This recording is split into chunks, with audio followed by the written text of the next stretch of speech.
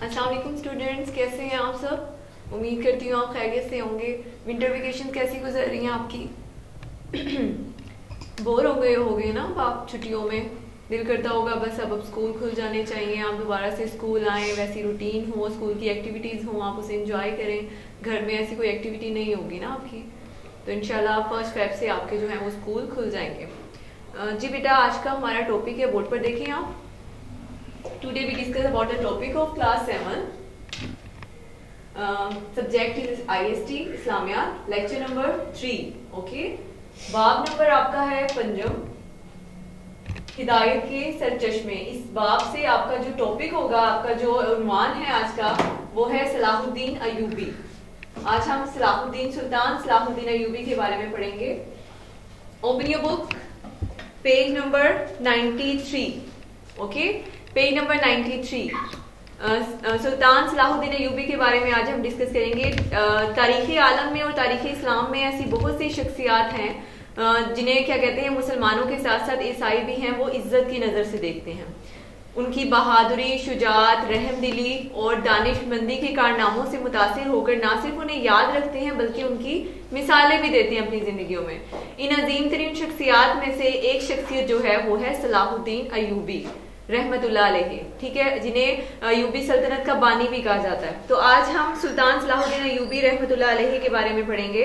सबसे पहले हम उनके जो पॉइंट्स हमने इस पूरे लेसन में हम एहना का जो डिस्कस करेंगे वो आप देखें बोर्ड पर। फर्स्ट पर हम देखेंगे तारुफ इस टॉपिक का, सलाहुद्दीन अय्यूबी रहमतुल्लाह अलैहि। जो हम पॉइंट डिस्कस करेंगे, फर्स्ट पर तारुफ, सेकंड खसूसियात उनकी शख्सियत में ऐसी कौन सी खसूसियात थी। हुक्मरानी, वो एक कैसे हुक्मरान थे, उन्होंने हुक्मरानी कैसी की। कारनामे, जिनमें उनकी फतुहात भी आ जाती हैं, उनकी अचीवमेंट आ जाती हैं, ठीक है। मौरिख, ठीक है, मौरिख यानी जो तारीख लिखने वाला होता है, वो उनमें ये खसूसियत भी थी कि वो तारीख भी लिखते थे, वो एक कैसे मौरिख थे। उसके बाद उनकी वफात कब हुई, इस हवाले से हम पढ़ेंगे। ओके बेटा, पेज नंबर 93। सुल्तान सलाहुद्दीन अय्यूबी रहमतुल्लाह अलैहि का असल नाम यूसुफ था। उनका असल नाम क्या था? उनका असल नाम था यूसुफ। आप रहमतुल्लाह अलैहि के वालिद का नाम नजमुद्दीन अय्यूब था। उनके वालिद का नाम क्या था? नजमुद्दीन अय्यूब। आप इसे साथ साथ माइंड में रखिए ताकि शॉर्ट क्वेश्चन में जब आपसे ये क्वेश्चन किया जाए तो आपको इजीली इसका आंसर जो है वो पता चल जाए। इसी निस्बत से उन्हें अय्यूबी भी कहा जाता था। किस निस्बत से? कि आप रहमतुल्लाह अलैहि के वालिद का नाम नजमुद्दीन अय्यूब था, उनके वालिद के नेम में अय्यूब आता था, इस निस्बत से उन्हें क्या कहा जाता था? उन्हें कहा जाता था अय्यूबी। आप रहमतुल्लाह अलैहि के वालिद मौसिल के हुक्मरान हमादुद्दीन जंगी के यहाँ मुलाजिम थे। अब ये क्वेश्चन भी आपका शॉर्ट में आएगा, साथ साथ आप देखते रहें कि आप रहमतुल्लाह अलैहि के वालिद मौसिल के हुक्मरान हमादुद्दीन जंगी के यहाँ मुलाजिम थे। आप रहमतुल्लाह अलैहि 1138 में पैदा हुए। आप रहमतुल्लाह अलैहि निहायत ज़हीन, नडर और मद्दगी इंसान थे। वो बहुत ज्यादा बहादुर थे, ज़हीन थे। उनके अंदर जो एक खसूसियत थी उसमें सबसे पहले कौन सी आ जाती है कि वो बहुत ज्यादा ज़हीन थे, नडर थे, किसी से डरते नहीं थे। और उसके अलावा वो मद्दगी, परहेजगार थे, यानी अल्लाह ताला के अहकामात पर अमल करते थे, इबादत गुजार थे। आप रहमतुल्लाह अलैहि आलम इस्लाम के नामवर मुजाहिद और अजीम सिपा सिलार थे। नामवर मुजाहिद यानी मशहूर, सिपा सिलार यानी जिसका जंग में एक खास मुकाम होता है, जो कि जंग की कमान जिसके हाथ में होती है। मुजाहिद मीन जो जंग लड़ रहा होता है उसे बोलते हैं, ठीक है। वो एक अजीम नामवर मुजाहिद और अजीम सिपा सिलार थे। आप रहमतुल्लाह अलैहि पहले मुसलमान हुक्मरान थे। उनको ये जो वस्फ था, उनको ये एजाज भी हासिल था कि वो पहले जो थे वो मुसलमान हुक्मरान थे। सबसे पहले मुसलमानों में हुक्मरानी की तो उन्होंने की, जिन्होंने यूरोप के ईसाइयों को शिकस्त देकर बैतुल मुकद्दस फतह किया। बैतुल मुकद्दस यानी मुसलमानों का किबला, ठीक है, को फतह किया। ऐसा जो है वो काफी टाइम के बाद हुआ। इससे पहले क्या था? इस तरह 90 साल के बाद बैतुल मुकद्दस पर मुसलमानों का दोबारा कब्जा हुआ। यानी 90 साल पहले ऐसा था कि मुसलमानों की हुक्मरानी थी वहां पर, लेकिन सुल्तान सलाहुद्दीन अय्यूबी रहमतुल्लाह अलैहि के आने के बाद ऐसा हुआ कि जब उन्होंने ईसाइयों को शिकस्त दी तो ऐसा 90 साल के बाद हुआ कि उन्होंने वहां पर जो बैतुल मुकद्दस था उसको फतह किया, ठीक है, और वहां पर वो पहले हुक्मरान जो है वो बने, उन्हें ये एजाज हासिल हुआ। सुल्तान सलाहुद्दीन अय्यूबी रहमतुल्लाह अलैहि हिम्मत, शुजात, इस्तकलाल का पैकर थे। अब उनकी शख्सियत में ऐसी कौन सी खसूसियात थी उसके बारे में हम पढ़ेंगे कि सबसे पहले तो हिम्मत, शुजात मीन बहादुर, नडर, इस्तकलाल मीन साबित कदम, पैकर यानी बेहतरीन नमूना। उनकी शख्सियत में क्या थी? शुजात थे, वो बहादुर थे और उसके अलावा साबित कदम थे और ये तमाम खसूसियात उनमें बेहतरीन तौर पर मौजूद थी, वो उसका बेहतरीन नमूना थे। अपनी जिंदगी में उनकी तमाम जो खसूसियात थी, उनकी खसूसियात उनकी शख्सियत में देखने को मिलती थी। आप रहमतुल्लाह अलैहि हुक्मरान होते हुए भी फकीराना जिंदगी गुजारते थे। अब देखिए वो एक हुक्मरान थे, एक बादशाह थे, एक सल्तनत पर वो क्या कहते हैं हुक्मरानी कर रहे थे। उसके बावजूद भी उनकी जिंदगी जो थी वो बहुत सादा थी। जैसे बादशाहों की जिंदगी होती है, महल तामीर किए जाते हैं, हजारों सैकड़ों जो उनके होते हैं गुलाम होते हैं जो उनकी खिदमत में हाजिर होते हैं, लेकिन उनकी जिंदगी ऐसी बिल्कुल ना थी। उनकी जिंदगी जो थी वो बहुत सादा थी और वो निहायत आजिजी और इनकसारी के साथ अपनी जिंदगी जो है वो बसर कर रहे थे। फकीरों जैसी जिंदगी जैसे होती है उनकी जिंदगी एक हुक्मरान होने के बावजूद उनकी जिंदगी कैसी थी? फकीराना थी। आप रहमतुल्लाह अलैहि बैक वक्त मिस्र, शाम, बहरीन, यमन और अफ्रीका के बाद सूबों के हुक्मरान थे। आप देखें एक वक्त जो एक बादशाह होता है एक सल्तनत पर क्या कर रहा होता है? हुक्मरानी कर रहा होता है, लेकिन उन्हें ये एजाज हासिल था कि उन्होंने बैक वक्त मिस्र, शाम, यमन, बहरीन और उसके अलावा जो है वो अफ्रीका जैसे सूबों पर जो थे वो हुक्मरानी कर रहे थे एक वक्त में, लेकिन एक खेमा में रहते थे। हुक्मरान होने के बावजूद उनके लिए कोई महल नहीं था, बल्कि वो एक खेमे में अपनी जिंदगी बसर कर रहे थे और वो खेमा उनके लिए किसी महल से कम ना था। आप रहमतुल्लाह अलैहि तख्त से ज्यादा घोड़े पर बैठना पसंद करते थे, यानी उन्हें क्या कहते हैं लड़ने में, अल्लाह ताला की राह में जंग करने में मजा आता था। उनका ज्यादातर टाइम जो था वो क्या कहते हैं सिर्फ जंगों में गुजरता था। ठीक है, वो क्या कहते हैं आराम नहीं करते थे जरा भी। ज्यादातर उनका वक्त उन्होंने ये अपनी क्या कहते हैं ख्वाहिश जाहिर की कि वो अपना ज्यादातर वक्त जो है वो जंग में गुजारना चाहते हैं और वो तख्त की बजाय, यहाँ तख्त यानी जहाँ पर हर किसी की ख्वाहिश होती है कि उसे तख्त मिले, वहां पर बैठे वो हुक्मरानी करे, लोग उसके फर्मा बरदार हों, वो अपने क्या कहते हैं अपना हुक्म जो है लोगों पर चलाए, लेकिन उनकी ऐसी ख्वाहिश ना थी। उन्हें क्या कहते हैं हुक्मरानी जरूर नसीब हुई, लेकिन उन्होंने क्या किया, इसे बड़ी आजिजी और इनकसारी के साथ अपनी जिंदगी भी गुजारी और हुक्मरानी भी की।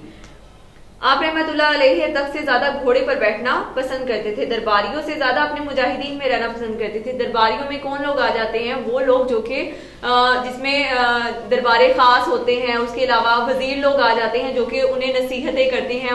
जो सल्तनत के अमूर मुख्तलिफ अमूर होते हैं उस पर गुफ्तगू हो रही होती है, बातचीत की जा रही होती है, लेकिन वो दरबारियों से ज्यादा, वहां के लोगों से ज्यादा अपने मुजाहिदीन जो जंग में उनके साथ शरीक होते थे, वो कौन से लोग होते थे? आम लोग होते थे वहां के रहने वाले। वो अपना ज्यादातर वक्त उन लोगों के साथ गुजारते थे। आप रहमतुल्लाह अलैहि एक बहादुर सिपाही, लाइक जर्नेल और एक अनथक फरमा रवा थे। लाइक जर्नेल मीन सिपा सिलार, वही मैंने आपको बताया जो कि जंग में खसूसियत रखता हो, जिसके हाथ में जंग की कमान होती है। ठीक है, अनथक फरमारवा का मतलब होता है हुक्मरान, बादशाह। ठीक है, अनथक यानी वो एक ऐसे हुक्मरान थे, ऐसे बादशाह थे जो कि थकते नहीं थे, मुसलसल कोशिशें करते रहते थे। नेक्स्ट पैराग्राफ पर आप देखें, इस बिना पर आप रहमतुल्लाह अलैहि मुसलमानों के हर दिल अजीज हुक्मरान समझे जाते थे, यानी उनकी खसूसियात की बिना पर, उनकी साजिशी और इनकिसारी की बिना पर हर शख्स जो था वो उनको पसंद करता था, क्योंकि उनके लिए सब बराबर थे। उनमें वो अपने आप को बहुत ज्यादा प्रोटोकॉल नहीं दिलवाते थे कि मैं बादशाह हूँ तो क्या कहते हैं वो अपने आप को बहुत ज्यादा क्या कहते हैं कि मुझे बहुत ज्यादा वैल्यू दी जाए, ऐसी कोई चीज नहीं थी उनकी जिंदगी में। वो हर आम शख्स के साथ भी उनका बिहेवियर वैसा ही होता था जो खास लोगों के साथ होता था। उन्होंने मुसलमानों को जहाद फी सबीलिल्लाह का भूला हुआ सबक याद दिलाया। जहाद फी सबीलिल्लाह यानी अल्लाह की राह में जो लोग क्या कहते हैं जंग करते हैं, अल्लाह की राह में जो लोग क्या कहते हैं कोशिशें करते हैं, उन्हें बोलते हैं।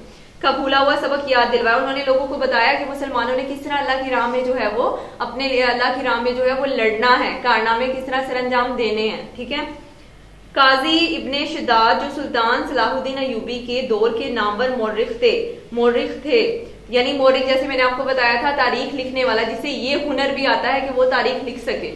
ठीक है, ने इस तरह सलाहुद्दीन अयूबी रहमतुल्लाह अलैहि को खराजे अकीदत पेश किया। किसने खराजे अकीदत उन्हें पेश किया? काजी इब्ने शिदाद जो कि सुल्तान सलाहुद्दीन अयूबी के दौर के नामवर मौरिख थे। उन्होंने क्या किया? सुल्तान सलाहुद्दीन अयूबी को खराजे अकीदत पेश किया, उनकी औसाफ की बिना पर, उनकी खसूसियात की बिना पर जो उनकी शख्सियत में मौजूद थी। वो बड़े कवि दिल, बारोब, बहादुर, बेमिसाल, शुजा और हद दर्जा के साबित कदम थे। उनकी शख्सियात में और कौन सी खूबी थी? कवि दिल, यानी बहुत ज्यादा नर्म दिल थे, क्या कहते हैं। उसके अलावा बारोब, उनकी शख्सियत में ऐसी खसूसियात थी कि हर इंसान जो था वो उनसे बात कर बहुत ज्यादा मुतासिर होता था। बहादुर, बेमिसाल, शुजा, यानी ऐसी बहादुरी थी उनकी शख्सियात में कि जिसकी कोई मिसाल नहीं मिलती। और हद दर्जा साबित कदम थे, यानी जो वो ठान लेते थे वो कर गुजरते थे। महम जोई, और कोई मुसीबत उसे डरा नहीं सकती थी। महम जोई यानी मुश्किलात का सामना करने वाला, ठीक है। ईसाइयों के साथ सख्त से सख्त मुकाबला, ईसाइयों के साथ उन्होंने सख्त से सख्त मुकाबलों किए और वो कुछ परवाह नहीं करते थे कि मेरे सामने कौन है, वो किन से जो है वो जंग लड़ रहे हैं। अगर उन्होंने ये ठान लिया कि उन्होंने जंग में फतह हासिल करनी है तो वो करते थे, ऐसा वो फतह हासिल करते थे। मौसम सरमा की शदीद सर्दियों में वो जंग और हमलों में मसरूफ रहते थे, यानी सर्दी होने के बावजूद भी है वो उन्होंने जो ठान रखा था कि उन्होंने जंग करनी है, उन्होंने जो क्या कहते हैं सोच रखा था कि मैंने उस जगह पर क्या कहते हैं अपनी हुक्मरानी करनी है और वो मैंने उसे फतह करना है, तो वो ऐसा करते थे, ठीक है। कलील फौज यानी कम फौज के साथ कसीर फौज, ज्यादा फौज का मुकाबला करने से नहीं घबराते थे, बल्कि दुश्मन फौज की कसरत सुल्तान का हौसला बढ़ाती थी। वो कम फौज के साथ ज्यादा फौज का मुकाबला करते थे, बल्कि अगर जब ज्यादा फौज उन्हें नजर आती थी तो उनकी हिम्मत जो थी वो और बढ़ जाती थी। उसे वो एज अ चैलेंज अपने लिए लेते थे और इसे एक्सेप्ट करते थे कि मैं ठीक है, मैं कम फौज के साथ जो है वो इस फौज का ज्यादा फौज का जो मुकाबला करूंगा, वो उसे अपने लिए एक चैलेंज समझते थे जिस पर वो पूरा उतरते थे। सुल्तान सलाहुद्दीन अय्यूबी रहमतुल्लाह अलैहि बेहद फजाज यानी सखी, ठीक है, एहसान करने वाले, अफू दरगुजर से काम लेने वाले, अलीम बुर्दबार, अलीम बुर्दबार, अलीम का मतलब होगा नर्म मिजाज, बुर्दबार यानी संजीदा थे। आप रहमतुल्लाह अलैहि ने अपनी वसी सल्तनत में गरीबों मस्कीनों के लिए लंगर खाने जहाँ पर हर खासो आम जो है अगर वो भूखा है तो वहां पर वो आता था और खाना खाता था, ठीक है। मदारिस और शफा खाने जहाँ पर जो बीमार लोग होते थे उनका इलाज किया जाता था, उन्हें दवाइयां फराहम की जाती थी, कायम कर रखे थे। कहते हैं कि जूं सलाहुद्दीन अय्यूबी की सल्तनत तरक्की करती गई तूं उनकी फ्याजी भी बढ़ती गई। फ्याजी यानी जैसे जैसे वो जो थे वो उनकी सल्तनत में, उनकी हुक्मरानी में तरक्की आती गई, वो और ज्यादा सखावत का मुजाहरा करते रहे। उन्होंने और ज्यादा लोगों की फलाह बहबूद के लिए ऐसे इदारे कायम किए जिससे उन्हें अवाम को हर खास आम को उससे क्या हो, फायदा पहुंचे। उनकी वफात पर उनके खजाने में सिर्फ 47 दरहम थे। जब उनकी वफात हुई तो उनके खजाने में सिर्फ 47 दरहम थे। जैसे कि बादशाह लोगों के पास बहुत ज्यादा सोना चांदी, क्या कहते हैं, बहुत ज्यादा प्रॉपर्टी वगैरह ये सारी चीजें होती हैं, लेकिन वो एक ऐसे हुक्मरान थे जिन्होंने सारा पैसा और सारी अपनी जायदाद ये सब चीजें जो हैं वो लोगों की फलाह बहबूद के लिए खर्च की। और उनके पास जब उनकी डेथ हुई तो उनके पास सिर्फ 47 दरहम थे उस दौरान। कोई बाग, मकान, हवेली या जमीन उनकी मलकियत ना थी, यानी उनकी मलकियत में ना ही कोई बाग था, ना ही कोई जमीन थी और ना ही कोई मुल्क था उस दौरान। इनकी फ्याजी का ये आलम था यानी इनकी सखावत का ये आलम था कि हुक्मरान होने के बावजूद सारी जिंदगी ज़कात की अदायगी के लिए साहिब निसाब ना बने। हालांकि वो एक बहुत बड़े हुक्मरान थे, कितने ममालिक पर उन्होंने क्या कहते हैं सुल्तान सलाहुद्दीन अय्यूबी ने हुक्मरानी की, शाम पर, मिस्र पर, बहरीन पर, अफ्रीका पर बैक वक्त जो है, यानी वो एक इतने बड़े हुक्मरान थे, लेकिन उसके बावजूद वो कभी जो है वो क्या कहते हैं इतने साहिब निसाब यानी जिनके पास इतनी कम रकम होती है कि वो ज़कात उस पर फर्ज नहीं होती। इसकी भी एक शरह होती है कि इतना सोना या इतनी चांदी होगी तो ज़कात वो शख्स देगा, लेकिन उनके पास कभी इतनी ना ही सोना चांदी और ना ही इतनी रकम हुई कि वो ज़कात जो है वो अदा कर सके। वो क्या कहते हैं ज़कात उन पर कभी फर्ज हुई नहीं। वो अक्सर कहा करते थे कि फ्याजी से मुझे राहत मिलती है। फ्याजी यानी सखाफत से, जब वो लोगों के लिए राहत मिलती है, जब वो लोगों के लिए भलाई के काम करते हैं, उनका भला करते हैं, तो वो कहते हैं इससे मुझे दिली सुकून मिलता है। ये मालो जर मेरा नहीं है, मुस्तहिक लोगों की अमानत है, यानी मेरे पास ये जो साजो सामान है, जो चीजें हैं, वो उन पर मेरा कोई हक नहीं है। वो अगर मुझे मिली हैं तो वो इन लोगों के लिए जो आम है, जिनके लिए मैंने अल्लाह की राह में जो है वो जंग की थी, ठीक है। ये तमाम चीजें जो हैं इन पर मेरा हक नहीं है, इन पर उन आम लोगों का हक है। बैतुल मुकद्दस की फतह के वक्त 2,20,000 दिनार जमा हुए थे। जब उन्होंने क्या कहते हैं बैतुल मुकद्दस पर फतह किया था तो उस दौरान उनके पास कितने दिनार थे? वो थे 2,20,000 जो ईसाइयों ने जजिये के तौर पर दिए थे। लेकिन सुल्तान सलाहुद्दीन अयूबी वहां से रुखसत होने लगे तो उनके पास एक दिनार भी ना था। सुल्तान सलाहुद्दीन अयूबी रहमतुल्लाह अलैहि ने सही मानों में अपनी सल्तनत को फलाही ममलकत बनाया हुआ था। फलाही ममलकत यानी एक ऐसी सल्तनत जो कि लोगों के लिए, हर खास व आम के लिए, उनकी फलाह के लिए काम करती है, वो उनकी सल्तनत ऐसी थी। इनके दौर की कई सराय यानी मुसाफिर खाना, जहां पर मुसाफिर जो थे वो आकर आराम करते थे। शिफा खाना, खानकाएं जहां पर सूफी लोग या वो लोग जो कि अल्लाह ताला से बहुत ज्यादा करीब थे, वो लोग आकर क्या करते थे, इबादत करते थे। खानकाएं यानी इबादत गाहें। मसाजिद आज भी मिस्र और शाम में किसी ना किसी सूरत में मौजूद है, यानी आज ही मिस्र और शाम के मुमालिक में उनकी जो है खानकाएं, सराय जो है वो उनके नाम से जो है वो मशहूर हैं, आज भी वो वहां पर मौजूद हैं। सुल्तान सलाहुद्दीन अयूबी रहमतुल्लाह अलैहि बेहद अफू दरगुजर से काम लेने वाले थे, यानी बहुत ज्यादा वो क्या कहते हैं फ्याजी थी उनकी शख्सियत में, माफ करने वाले थे। और आप रहमतुल्लाह अलैहि अक्सर अपने मुलाजमीन और खादमाओं की गुस्ताखियां नजरअंदाज कर दिया करते थे।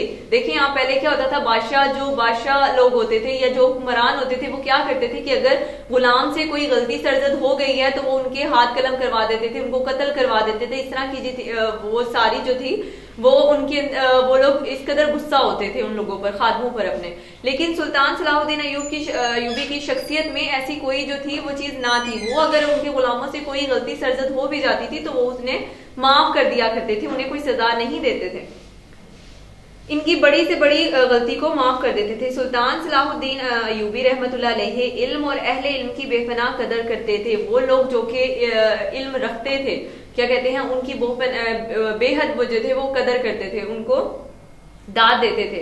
उन्होंने इल्मा, फजला, शोरा और अदीबों की तनख्वाह मुकर्रर कर रखी थी, यानी ऐसे लोगों की उन्होंने तनख्वाहें मुकर्रर कर रखी थी जो वो अपनी जेब से देते थे उन्हें। इससे उनकी पता चल जाता है कि उनकी नजर में ऐसे लोगों की अहमियत क्या थी। वो वक्तन फवक्तन इनको इनामो इकराम से भी नवाजते रहते थे, यानी मौके पर ऐसे वो मौके तलाश करते थे जिस बिना पर वो क्या करते थे, अगर उनको क्या कहते हैं कोई भी वो ऐसी बात करते वो उन्हें पसंद आती तो वो उन्हें इनाम के तौर पर कुछ ना कुछ देते रहते थे। सुल्तान सलाहुद्दीन रहमतुल्लाह अलैहि खुद भी शेर कहते थे। ये आप देखिए, ये उन्हें भी ये खूबी हासिल थी कि वो शेर कहते थे, शेर जो थे वो लिखते थे, पढ़ते थे, और उनमें और ऐसे लोगों को वो पसंद भी करते थे जो लोग उनके सामने उनके ज़ौक़ से मुतल्लिक होते थे, उन्हीं के जैसा ज़ौक़ भी रखते थे। और अच्छे शेर, और ये नहीं कि सिर्फ शेर कह देना, बल्कि वो अच्छे शेर कहते थे। अपने छोटे भाई की वफात पर अपने गम का इजहार शेर कहकर किया। इनकी मजलिस में अब शायरी से उनका लगाव देखें किस कदर है कि जब उनके छोटे भाई का इंतकाल हुआ तो उन्होंने शेर कहकर अपने गम का जो है वो इजहार शायरी की सूरत में किया। इनकी मजलिस में अहले दानिश यानी अक्ल रखने वाले, इल्म वाले, अहले इल्म लोग जो होते हैं जमा रहते थे। अगर वो कभी तनकीद करते तो कदन बुरा ना मानते थे, यानी अगर वो बादशाह हुक्मरान के सामने वो ये नहीं देखते थे हुक्मरान है तो हमने सिर्फ इन चापलूसी करनी है, क्योंकि बादशाह के सामने जो वजीर लोग ऐसे लोग होते थे वो सिर्फ बादशाह को खुश करने के लिए झूठी तारीफें करते रहते थे। लेकिन जो उनके हमरा लोग होते थे, अहले इल्म थे, वो लोग घबराते नहीं थे, क्योंकि आपकी शख्सियत में ऐसी खूबियां थी। उन लोगों को पता था कि अगर वो आपकी क्या कहते हैं भलाई के लिए कुछ भी ऐसी बात कहें तो आप तनकीद भी करें तो आप बुरा नहीं मानेंगे बल्कि उसे पॉजिटिव लेंगे।